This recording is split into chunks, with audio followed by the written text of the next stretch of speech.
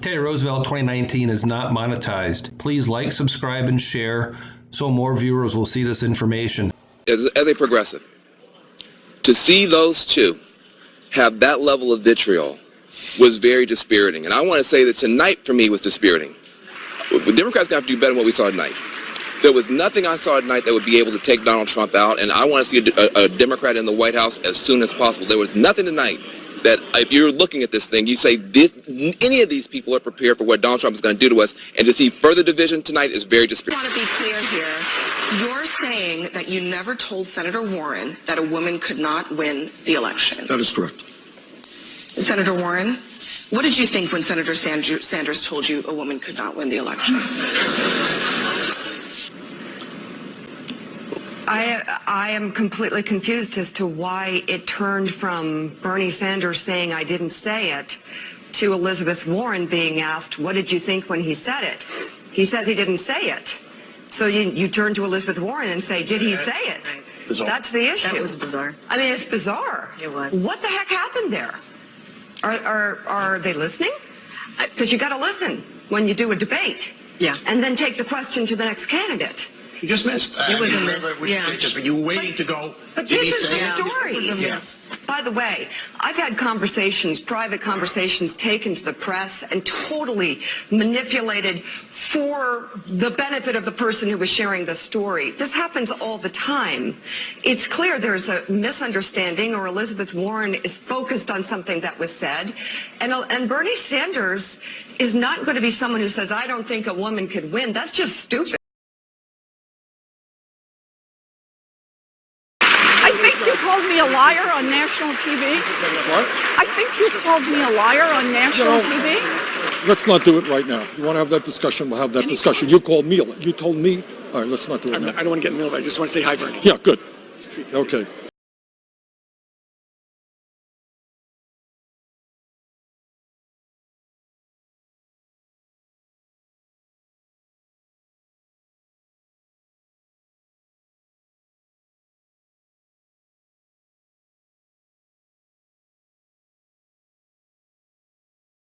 Here we go. Ready? A lot of what Angela said, but I also want to just note part of the reason why Hillary Clinton won the popular vote by as much as 3 million votes is because Bernie Sanders campaigned on her behalf, traveling like crazy to campaign on her behalf. No one makes that point enough. So at least this guy invites that woman on, and now Anna gets to make that point. Mm-hmm. So again, it's such a tug of war with me. But anyway. Why would he go out of his way to do that if he didn't believe a woman could win? He is making a stupid face. To make you feel better. I know, it's like he makes stupid faces all the time. But at least he's enabling this to happen at the same time. At least, and no one else is doing that. So, President of the United States.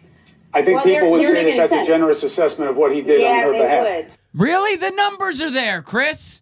He did 37 events for Hillary Clinton. By the way, when it was the other way around, Hillary did, I think, about 8 or something like that for Barack Obama. So the numbers are there, Chris. It's not a generous assessment. It's an accurate assessment. Everyone who's in news and is an honest actor and not an incompetent knows that Bernie Sanders way over campaigned for Hillary Clinton, doing way more than Hillary ever did for Barack Obama. Mm-hmm. Everyone knows that. In fact, you know who also knows it? Rachel Maddow. Well, he's been working his heart out. It's true. He started campaigning for Clinton really in earnest, basically as a full-time gig a couple of weeks ago. He appears really to be flooring it for Hillary Clinton. Over the first 5 days Bernie Sanders spent on the campaign trail for Hillary Clinton, over 5 days, he did 14 events for her. Minnesota, Iowa, Wisconsin, Michigan, Maine, New Hampshire, Pennsylvania, 14 events in 5 days. Yesterday and today and tonight, he's stumping for Hillary Clinton in Colorado. On Wednesday, he's going to Nevada for her. Tomorrow, though, he is spending all day and all night in Red State, Arizona. Bernie Sanders doing a rally for Clinton tomorrow in Flagstaff at 2:30. Then he's doing another rally for Clinton in Tucson at 7. But look, again, I don't think it's necessarily relevant, Hannah.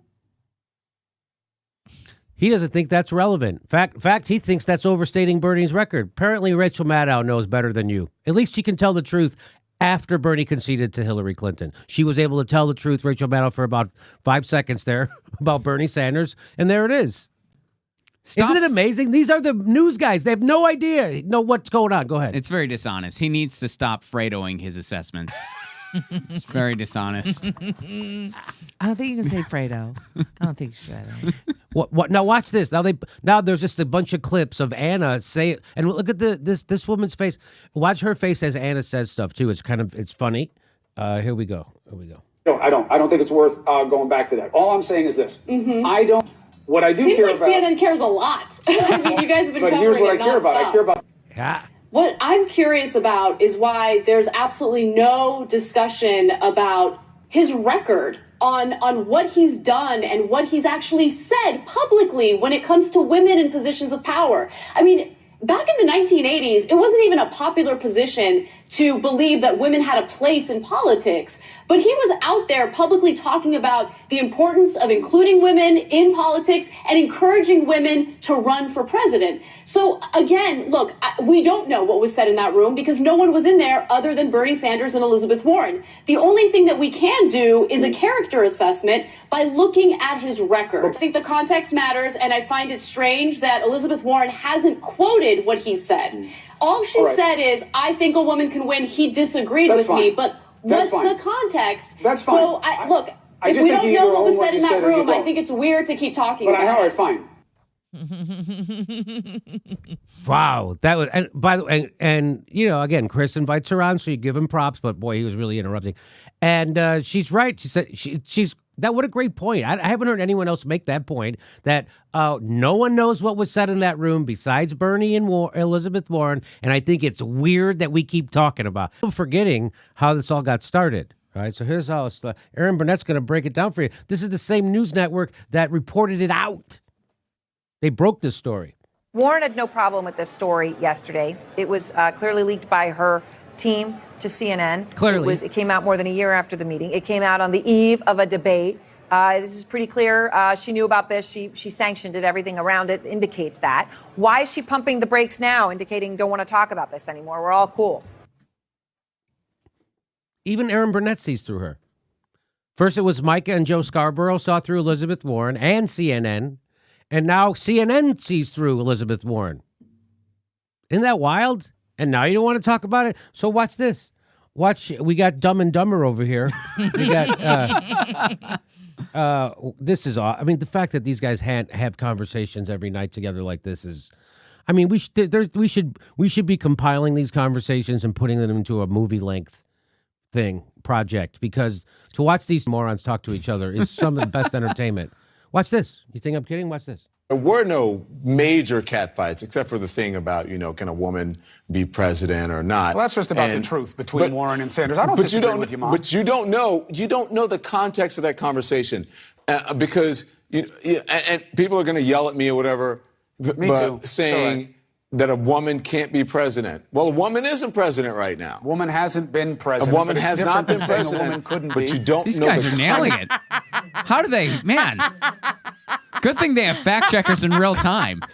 That's oh my God. They got that one. Hey, guess what? So we were all wondering, well, depending on how was this a good political gamble for Elizabeth Warren to accuse the progressive leader in the country of being anti-women? And, we said, when the polls come out, we'll see. There's a poll. No. I'm so excited. National Reuters Ipsos poll. Sanders 20%, Biden 19%, Warren 12%. My thoughts the next morning.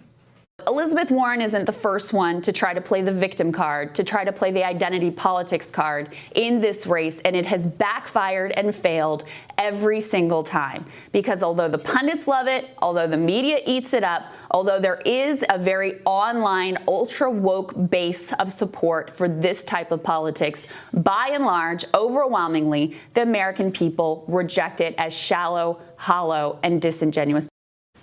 The Young Turks' Cenk Uygur also joined us to make a very clear prediction as well.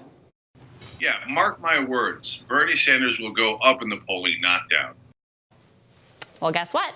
We're getting our first post-debate polls back, and I know you're going to be stunned to hear that the American people saw right through Warren's politically calculated betrayal. So far, it appears they are siding with Bernie. Got 3 pieces of data here for you. First, we got a new poll out of New Hampshire. Now, this poll was in the field the 13th through the 16th, so that's almost entirely after CNN's report came out alleging Sanders said a woman could not win. Guess who's winning now that Warren has unmasked Sanders as the secret sexist the punditocracy always knew he really was? Well, look at that. Sanders leads the way, and Warren is tied for 3rd. Can't wait for the next think piece on how 3rd place is really the power position. Now, why is Sanders winning in the Granite State? Well, it's because he dominates the field in terms of trust on health care. 35% say they trust him most. Pete is next at a distant 19%. And as in literally every other state that we've seen, voters rate health care as the most important issue. Pretty simple, honestly. Second, we got a new national poll from Reuters Ipsos. Now, this one was conducted entirely post-debate. So what have we got here? How about that? Bernie surges, leads the field. Warren is once again down in that strong 3rd position. According to this poll, women are less solidified in their vote than men are at this moment. But right now, they're sticking with Sanders. Why, you ask? Well, for one thing, might be crazy to think, but it turns out voters care more about the issues, about health care and the economy, than what Bernie Sanders said privately to Elizabeth Warren over a year ago.